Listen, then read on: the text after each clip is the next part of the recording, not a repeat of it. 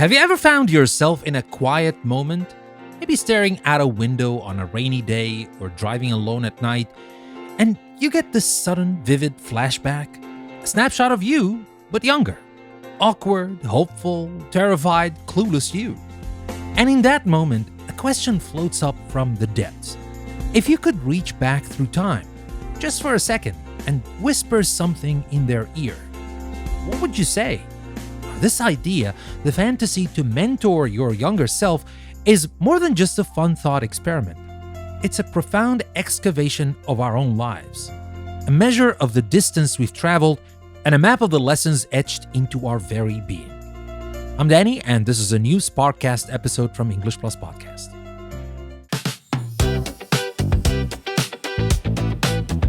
Now let's be honest. The first things that pop into our heads are usually the practical ones. For the love of all that is holy, buy Apple stock in 2002. Or that perm you're considering for junior prom? It's a betrayal of your future self. Step away from the chemicals. We think about warning ourselves away from that terrible first apartment with the questionable plumbing, or telling ourselves to start saving for retirement the day we get our first paycheck, even if it's just $5. But once the easy, lottery-winning, fashion disaster-averting advice fades, something deeper emerges. The most common whisper, the one that hums beneath the surface for so many of us, is probably some version of this. It's going to be okay. Please just stop worrying so much. We look back at that younger version of us, a bundle of raw nerves and anxieties, agonizing over exams, social blunders, and what everyone else thinks, and our heart just breaks for them. We want to wrap them in a cosmic blanket and tell them that the things they're losing sleep over now will one day be a forgotten footnote in a much grander story. But here's a question to chew on. Is it that simple? Is all worry a waste of time? Or is some of that anxiety the very fuel that propelled us forward? Was the fear of failure the thing that made us study harder, try harder, push beyond what we thought was possible? If we went back and smoothed over all those rough edges of anxiety, would we still have the same drive? Would we be the same person? Mentoring our younger self isn't just about giving them the cheat codes. It's about understanding what the game was even for. What if the point wasn't to get a perfect score, but to learn how to play with a messy, unpredictable, and sometimes terrifying hand of cards? And now let's navigate the labyrinth of the heart. Oh, the matters of the heart. If there's one area where we wish we could send a detailed, annotated guide back in time, it's this one. We tell ourselves, that person who makes you feel small, they are not the sun. You do not have to revolve around their fleeting warmth. Walk away. We'd want to warn our tender, fragile hearts about the coming shatter, the breakup that will feel like a death, the ghosting that will leave us staring at a silent phone for weeks. We'd want to give ourselves the gift of perspective, to say this pain feels infinite right now. It feels like it has swallowed the sky, but I promise you, from a place in the future where the sun does rise again, it is finite.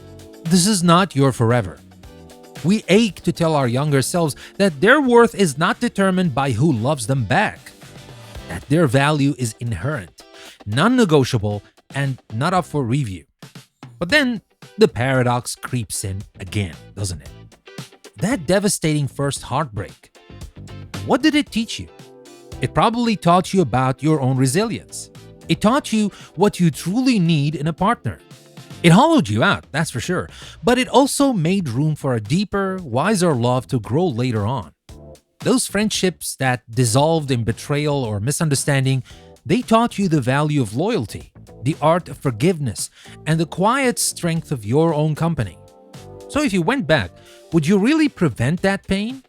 Would you divert your younger self from the relationship that you know will end in tears if that very relationship is the crucible that will forge their character? It's a terrible, beautiful dilemma. We want to be the paramedics, rushing in to prevent the wound, but sometimes the scars become maps. They show us where we've been and guide us where we need to go. Maybe the advice isn't don't fall for them. Maybe it's fall for them. Let your heart break wide open, and then, when you're lying on the floor in pieces, know this. You have everything within you to put yourself back together, stronger and more beautiful than before. You are your own hero. And now let's talk about the glorious, messy detour from the master plan. Remember being 18 or 22? I mean, for some of you, it's not a matter of remembering, but for me, it's definitely a matter of remembrance. But anyway, for those who can remember those days, remember when you were 18 or 22? There was this immense pressure, wasn't there? The pressure to have a plan, a 5-year plan, a 10-year plan. You were supposed to pick a major, which would lead to a career, which would lead to a life. It was presented as this linear, logical progression, like climbing a ladder. If I could sit down with my younger self, I think I'd just laugh at that ladder. I'd gently take that meticulously crafted plan and toss it into a bonfire. I'd say, listen, your life is not a ladder. It's more like a sprawling, chaotic, magnificent jungle gym. Sometimes you'll be climbing up, sometimes you'll be sliding down, and sometimes you'll just be hanging upside down. Like a monkey, yeah, I know, wondering how the heck you got there. And it's all part of the journey. We put so much pressure on our young selves to know the unknowable. We ask them to choose a single path before they've even had a chance to explore the forest. We tell them that a misstep is a failure, that a detour is a waste of time. What a load of nonsense. The advice I'd give is this: collect skills, not just job titles. Collect experiences, not just promotions. Say yes to the weird side project. Take that job in a field you know nothing about. Move to that city where you don't know a soul. The detours are where the magic happens. That pointless philosophy class might be the thing that teaches you how to think critically. That awful bartending job might be where you learn how to talk to anyone about anything, a skill more valuable than any spreadsheet formula. Stop asking, what do I want to be? And start asking, what am I curious about right now? Follow that curiosity. It's a much more reliable compass than any 5-year plan. The goal isn't to arrive at a predetermined destination. The goal is to have one hell of a story to tell when you look back. A story full of wrong turns that led to the most beautiful, unexpected views. And now let's talk about the beautiful and terrible necessity of scars. This is probably the hardest part of this conversation. It's the final boss of mentoring your younger self. It's looking back at your biggest mistakes, the cringe-worthy moments that make you physically recoil, the times you were selfish, the times you hurt someone you loved, the failures that felt public and humiliating. The instinct is to erase them, to hand your younger self a cosmic eraser and say, don't do that, don't say that, don't be that person. We want to create a cleaner, shinier version of our past, one that's less embarrassing. Well, it's also less human. Here's the kicker. The question that sits at the very heart of this whole exercise: if you erase the mistakes, do you also erase the lessons? If you undo the failure, do you also undo the resilience that grew in its place? Think about the Japanese art of kintsugi. Now, I know I talked about it before, but it's really a great example here. When a piece of pottery breaks, they don't throw it away. They meticulously piece it back together using lacquer mixed with powdered gold. The philosophy behind it is that the object is more beautiful for having been broken. The cracks are not something to hide. They are part of its history, a testament to its survival. They are what make it unique. Our lives are just like that. Our failures, our mistakes, our moments of utter foolishness, they are our golden seams. That time you failed spectacularly at a project, it taught you humility. That time you spoke out of turn and had to apologize, it taught you empathy. That period where you felt completely and utterly lost, it taught you how to find yourself again.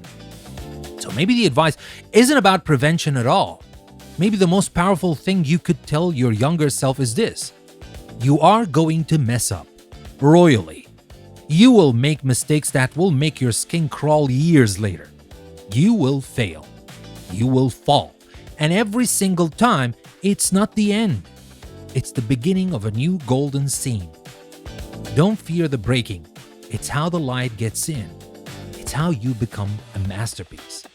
And after all this heavy talk of heartbreak and failure, there's one last piece of advice, and it might be the most important.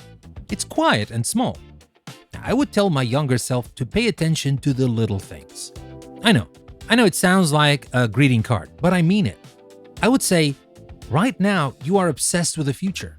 You are living in a state of when. When I graduate, when I get the job, when I fall in love, when I have more money. You're constantly rushing toward a destination, believing that happiness is a prize waiting for you at a finish line that keeps moving. Please, I'd say, just for a moment, stop. Look around. Notice the way the late afternoon sun slants through your bedroom window. Actually taste the coffee you're guzzling down while you cram for an exam. Listen to the sound of your best friend's ridiculous laugh. I mean, really listen to it.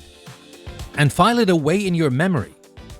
Feel the simple, profound pleasure of a warm shower after a long day. These tiny, insignificant moments of grace are what life is actually made of. The big achievements are wonderful, of course. They are the mountain peaks. But the journey is the long, winding path through the valley, and that's where you spend most of your time, most of your life. If you don't learn to find beauty in the valley, you'll spend your whole life just waiting to get to the next peak. The future you're so desperate to get to will arrive. And guess what? You'll still be you.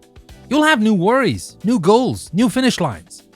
The only thing that truly changes is your ability to be present in the life you actually have right now.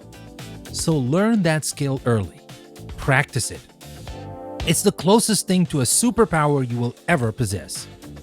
So my friends, as we wrap up this little trip in our mental time machine, the question lands back with you. It's a heavy one and it's a beautiful one. If you strip away the stock tips and the fashion warnings, what is the one core piece of wisdom, the one feeling, the one permission you would give to that younger you? What is the one whisper you would send back through the years? Well, share it. Think about it. Really marinate in it, and then share it in the comments. Let's create a collective library of wisdom, a tapestry of whispers to our former selves. Your advice might just be the thing someone else needs to hear today. And with that, we come to the end of another SparkCast episode from English Plus Podcast. I'm Danny. Thank you very much for your time and your listening. I will see you again next time.